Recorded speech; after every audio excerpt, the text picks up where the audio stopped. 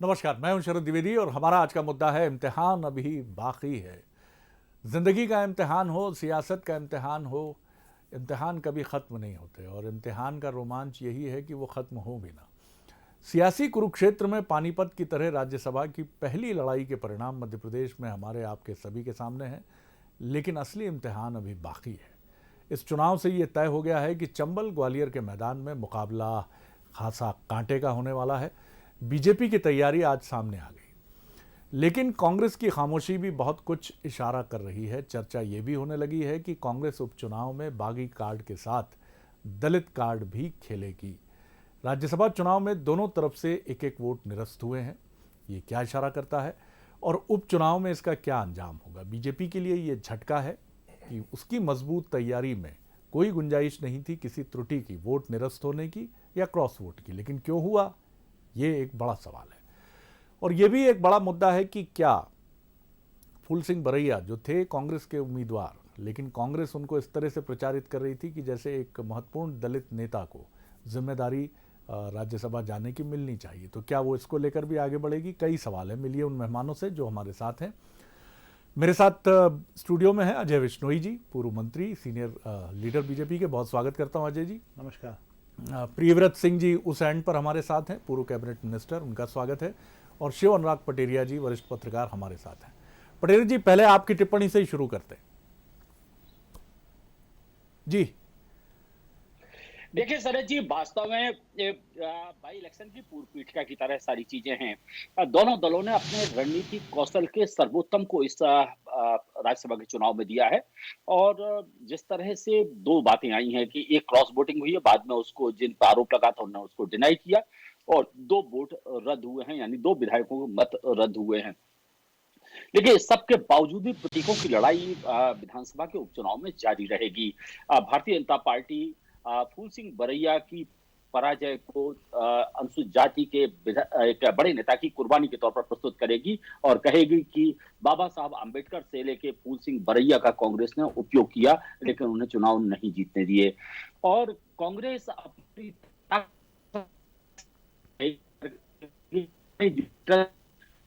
मुझे लग रहा है कुछ ऑडियो प्रॉब्लम है पटेल साहब। हम लौटेंगे आपकी तरफ जब इस ऑडियो प्रॉब्लम से, और कुछ वीडियो प्रॉब्लम भी है। मुझे लग रहा है कि ये थोड़ी देर में मैं आपकी तरफ लौटूंगा, आपकी रिएक्शन लूंगा इस पर। जब तक अजय जी से एक चीज़ समझ लेता हूँ। अजय जी, कभी खुशी कभी गम, ये तो चलता ही है, लेकिन आपकी 2 सीटें आपके पास आनी थी, वो आ गई, लेकिन कुछ इस तरह आनी थी ये नहीं सोचा था जी। देखिए, पता नहीं, चुनाव तो ये पूर्व निश्चित था जी। ये गणित सबको पता था। चाहे किसी पत्रकार से बात कर लो, राजनेता से बात कर लो, या राजनेता और पत्रकारों को छोड़ के आम सामान्य व्यक्ति भी जानता था कि 2 सीट बीजेपी जीतने वाली है और कांग्रेस सिर्फ 1 सीट जीतने लगी है। तो सामान्यतः ऐसी परिस्थितियों में होता यह हैगा कि 3 ही कैंडिडेट खड़े किए जाते हैं, निर्विरोध चुनाव हो जाता है। खासतौर से इस कोरोना काल में सारे विधायकों को यहाँ बैठा के बुला के आने की आवश्यकता नहीं थी जी। परंतु पता नहीं कांग्रेस ने ये मैदान क्यों चुना और ये क्यों तय किया कि हम चुनाव लड़ेंगे और जीतेंगे। मैं आज सुबह से प्रतिक्रियाएं सुन रहा था। माननीय कमलनाथ जी किसी उसमें प्रतिक्रिया अपनी दे रहे थे कि साहब, इन लोगों की तो खरीद फरोख्त की राजनीति है और उसी के हिसाब से करेंगे, हम तो, हमारा जीतने की कैंडिडेट था दूसरा वाला। मैं समझ नहीं पा रहा हूँ, जब 92 तुम्हारे पास टोटल वोट हैं और 92 में आपने 52-54 वोट एक व्यक्ति के लिए तय कर दिए, तो बाकी के जो बचे हुए वोट हैं उसमें आपको जितने और अधिक वोटों की आवश्यकता है वो कहीं से पूर्ति यदि करने की आप कल्पना कर भी रहे थे, तो इसका मतलब खरीद फरोख्त का मैदान आपने खुला छोड़ रखा था।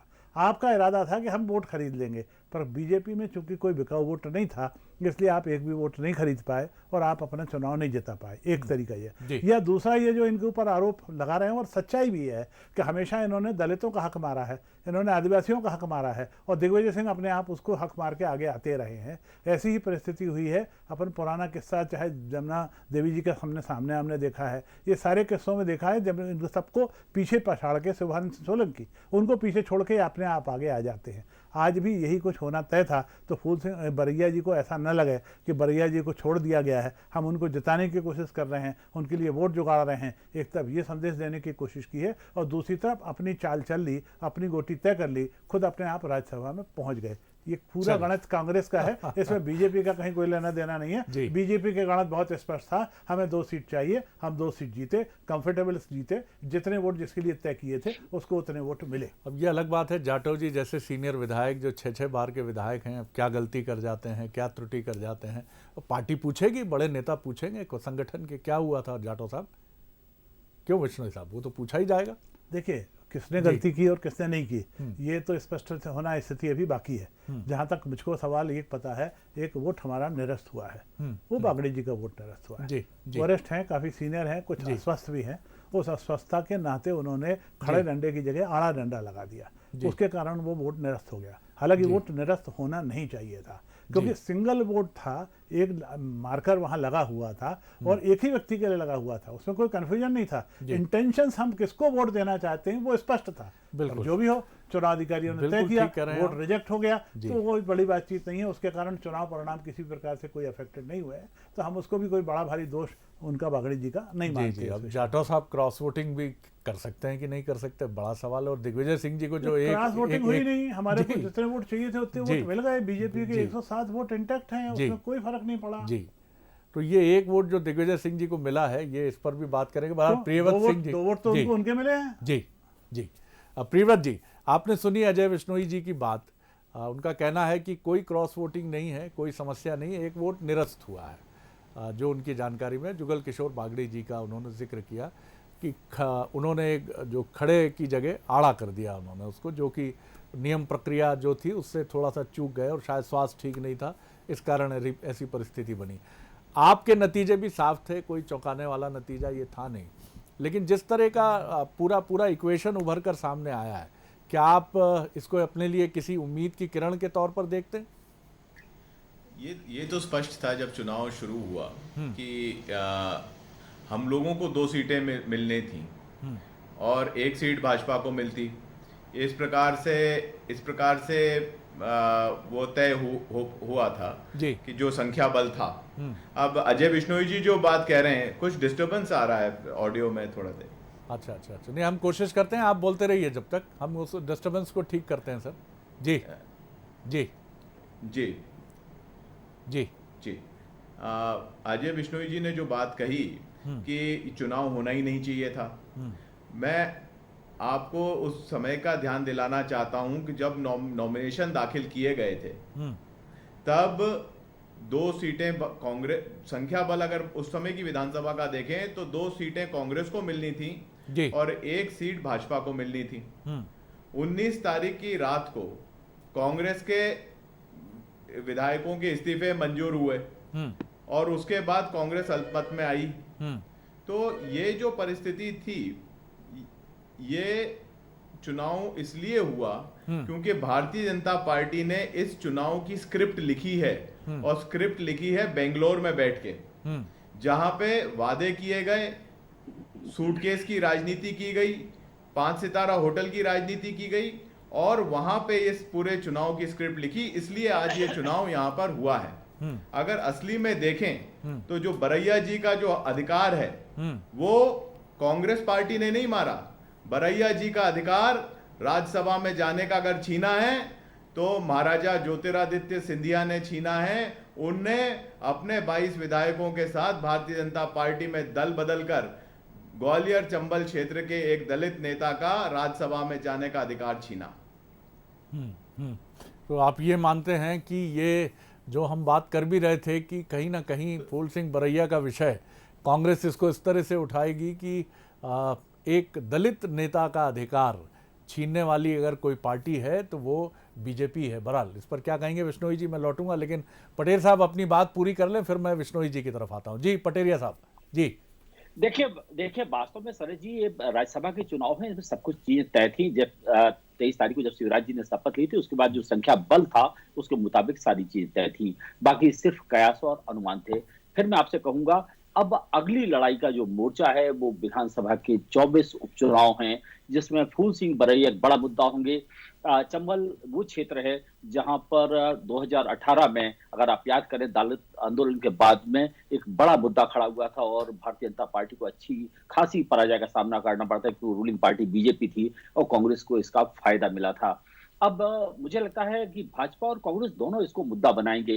जैसा प्रियव्रत जी ने कहा कि कांग्रेस ये मुद्दा बना सकती है कि फूल सिंह बरैया को का रास्ता भाजपा ने रोका, लेकिन भाजपा बड़ी सफाई से मुद्दा बनाएगी। वो कहेगी कि भाई दिग्विजय सिंह प्रायोरिटी 2 में चले जाते और अगर उनको भेजने की इतनी इच्छा थी तो फूल सिंह बरैया को नंबर 1 कर देते। मुझे लगता है ये दांव पेंच का दौर चलता रहेगा, लगातार चलेगा, और इसकी आप झलक आने वाले जो कैबिनेट का विस्तार है उसमें भी देखेंगे। और अंतिम परिणति है जो 24 बाई इलेक्शन है, मुझे लगता है कांग्रेस को कुछ ज्यादा तैयार और ज्यादा सतर्क होना पड़ेगा। दरअसल जितनी सतर्क भारतीय जनता पार्टी है या उसके नेता हैं, उतनी सतर्क मुझे लगता है कांग्रेस कई बार दिखाई नहीं देती है। पटेल साहब, एक चीज तुलसी सिलावट जी ने कही है, जो अब बीजेपी के वरिष्ठ नेता हैं और पूर्व कैबिनेट मिनिस्टर हैं। तो उन्होंने जी पूर्व नहीं, वर्तमान ही है जी, माफी चाहूंगा। और उन्होंने कहा है कि ये जो मसला है, त्रुटि जो हुई है, उन्होंने इस तरह से कहा है। हम कोशिश करेंगे उनकी बाइट भी सुनवाने के लिए। चलिए पहले बाइट सुन लीजिए, फिर हम आगे बढ़ते हैं। उन्होंने बड़ी महत्वपूर्ण बात कही है जी।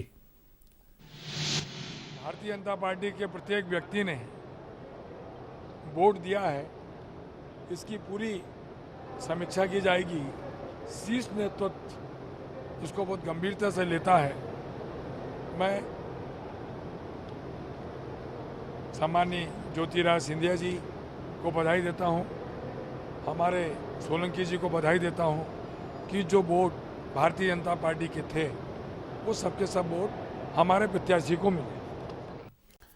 तो उन्होंने कहा समीक्षा करता है केंद्रीय नेतृत्व, और ये खबर बीजेपी की है कि केंद्रीय नेतृत्व ने इसको काफ़ी गंभीरता से लिया है कि जो एक वोट बीजेपी का निरस्त हुआ है, उसके निरस्त होने के पीछे की क्या वजह है।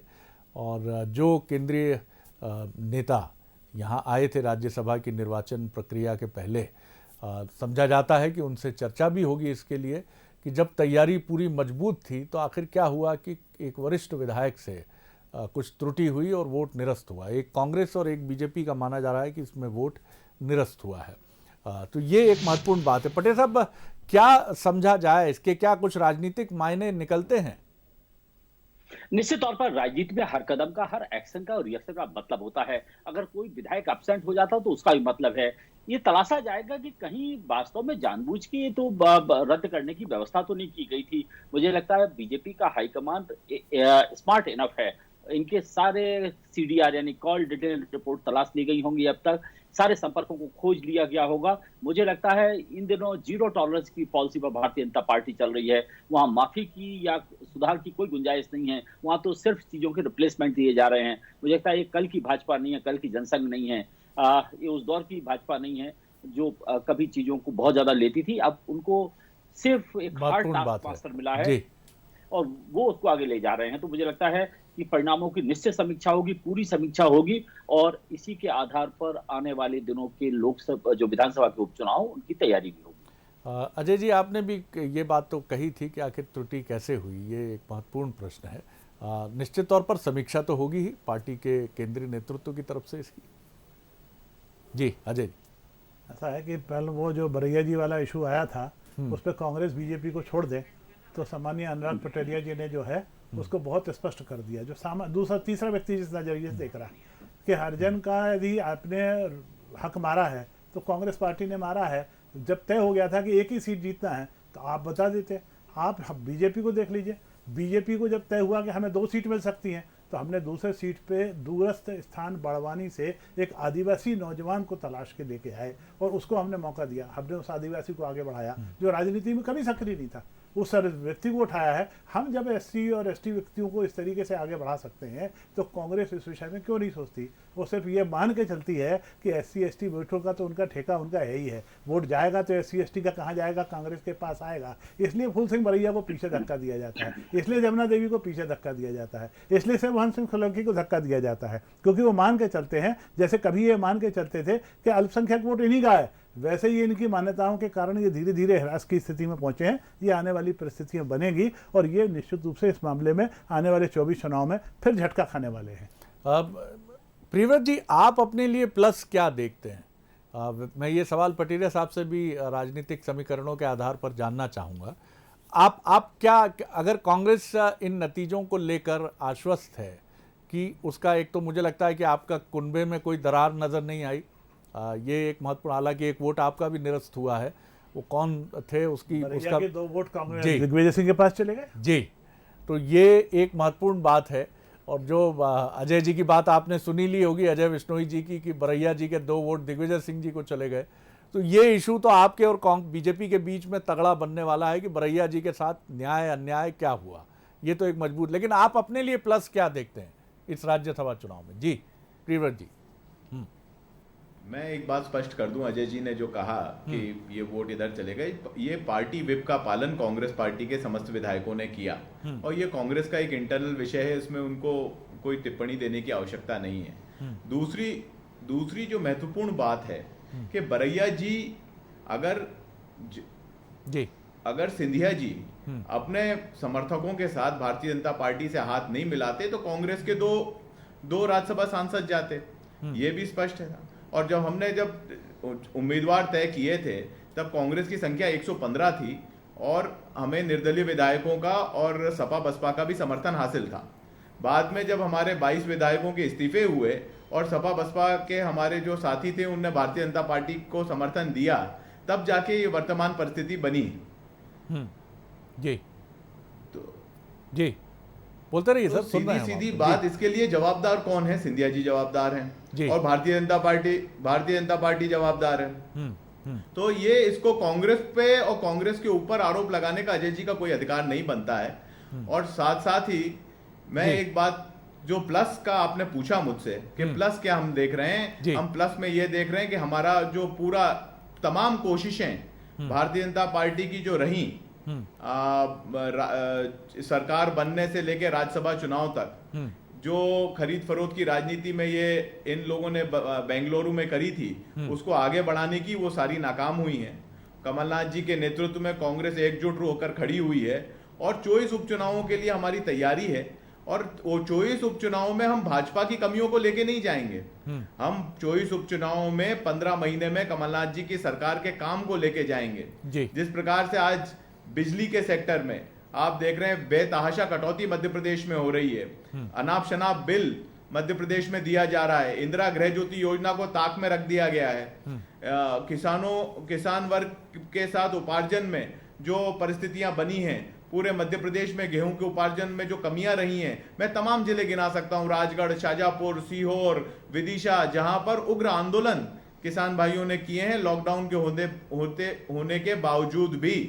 तो आप समझें कि कितनी गहरी चोट किसान भाइयों को उपार्जन के समय में यहाँ पर पहुंची है। आज खाद बीज का वितरण नहीं हो पा रहा है।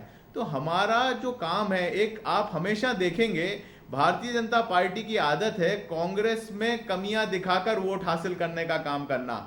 हमें भारतीय जनता पार्टी की कमियां नहीं देखनी, हमें हमारे पॉजिटिव पॉइंट्स के साथ जनता के बीच में जाएंगे। जो 15 महीने में हमने कालाबाजारियों के खिलाफ जो काम किया, जो हमने 15 महीने में उठाए हैं, अवैधानिक धंधे करने वालों के खिलाफ काम किया, जिसमें बिजली का इशू आपने प्रमुखता से उठाया है और बिजली अजय जी का भी प्रिय विषय रहा है। जी अजय जी। शरद जी, विषय तो बहुत स्पष्ट है। जो इस लाइन पे अभी माननीय प्रियव्रत जी बोल रहे थे, प्रियव्रत जी का कहना बिल्कुल सही है, मैं भी उससे बिल्कुल सहमत हूँ कि मुद्दों का लड़ाई होगी, चुनाव में मामलों में होगी। ये 15 महीने की सरकार कैसी चली और 15 साल की शिवराज जी की सरकार कैसे चली, और उसके बाद पिछले 3 महीने में, या जब तक चुनाव आएगा तब तक 5 महीने और 6 महीने हो चुके होंगे, तब तक में हमने किस तरीके से व्यवस्थाओं को संभाला और क्या किया। यदि ये गेहूं के उपार्जन की बातचीत कर रहे हैं तो गेहूं का उपार्जन हमने आज की तारीख में रिकॉर्ड बना दिया है, हिंदुस्तान में सबसे ज़्यादा उपार्जन करके दिखाया है। अब इसमें कोई शक नहीं है कि समय हमको कम मिला और उसके बाद बारिश थोड़ा जल्दी आ गई, उसके कारण कुछ अव्यवस्थाएं हुई हैं, पर उस सब के बाद भी हमने उन सब के गेहूं को नकारा नहीं है, उसके गेहूं को स्वीकारा है, उनको पेमेंट किया है। ये एक बड़ी परिस्थिति बनी हुई है। हम चने की खरीदी उसी तेज़ी के साथ में कर रहे हैं। मैं एक और बात माननीय मंत्री जी को पूर्व मंत्री जी को बता देना चाहता हूँ, प्रियव्रत जी को, कि बहुत बड़े सुधार हुए हैं। चने की खरीदी में जो हो रहा था, 13 क्विंटल और 15 क्विंटल पर एकड़ के हिसाब से खरीदी का तय किया था कांग्रेस की सरकार ने। सचिन जी चूंकि खुद किसान हैं और किसानों के क्षेत्र से आते हैं, उनके यहाँ भी 15 क्विंटल था। एकमात्र छिंदवाड़ा जिला ऐसा था जहां 19 क्विंटल पर हेक्टेयर एकड़ की बातचीत की गई थी। ऐसा क्यों किया इन्होंने किसानों के साथ? सिर्फ छिंदवाड़ा के लिए मॉडल सब कुछ व्यवस्थाएं क्यों बनेंगी? हमने उसको बढ़ा के सबको 20 क्विंटल पूरे स्टेट के अंदर कर दिया और उसकी खरीदी हुई है। ये एक एक किसान से कह रहे थे एक बार में 25 क्विंटल से ज्यादा आपकी खरीदी नहीं करेंगे। जिसने बेचारे ने 500 क्विंटल बोया था वो कितने चक्कर आएगा लेके, उस किसान के साथ कितनी ज्यादा अन्याय कर रहे थे। ये हमारी सरकार है, इस 3 महीने के अंदर हमने उसको न्याय दिलाया। आइए एक साथ आइए, जितना चना लेके आ सकते हो उतना लेके आइए, जितना आपका पंजीयन है उतने पंजीयन के साथ हम आपको साथ खरीदेंगे, 20 क्विंटल पर हेक्टेयर के हिसाब से खरीदेंगे। बिजली के मामले हो चाहे सिंचाई के मामले, वो तो सारे आंकड़े हमारे पास पूरे 15 साल के हमारे सामने जनता के सामने दिखाने के लिए हैं। हमारी उसमें मुद्दों पे लड़ाई होगी और मुद्दों पे ही हम जीतेंगे, ये मैं आपको आश्वस्त कर रहा हूं। चलिए, ये बहुत अच्छा, लोकतंत्र के लिए बहुत ही अच्छा होगा कि मुद्दों पर लड़ाई हो और दोनों तरफ से अपनी अपनी उपलब्धियों की बात हो। पटेल साहब, कांग्रेस के लिए आप क्या उम्मीद देखते हैं? बीजेपी को एक कहीं आप ये तो कह सकते हैं कि प्रसन्नता के बीच में एक चिंतन का और कुछ उदासी का भी एक उसके पास मौका है कि वो देखे, और जैसा हम आपसे कह भी रहे थे कि केंद्रीय नेतृत्व इसको बहुत स्कैनिंग करके देखेगा कि व्हाट वेंट रॉन्ग, क्या गलती हुई, क्या गलत हुआ। कांग्रेस के लिए आप क्या देखते हैं? लड्डू खिलाते हुए कमलनाथ को दिग्विजय सिंह जी, पहले खबरें थी 1 महीने पहले कि दिग्विजय सिंह को जिम्मेदार बता दिया कथित रूप से, जबकि ऐसा था नहीं। कमलनाथ जी की तरफ से बात स्पष्ट की गई थी कि ये मीडिया रिपोर्ट्स गलत तरीके से उसको एनालिसिस किया गया। लेकिन दोनों नेता एक दूसरे को लड्डू खिलाते हुए जैसा जैसा आगे बढ़ना था वैसे कांग्रेस भी आगे बढ़ गई, कहीं कोई दरार भी नहीं। बरैया जी भी नाराज नहीं हुए कि अंत तक आते हुए वो भी फट पड़े हों कि कांग्रेस में मेरा शोषण किया गया।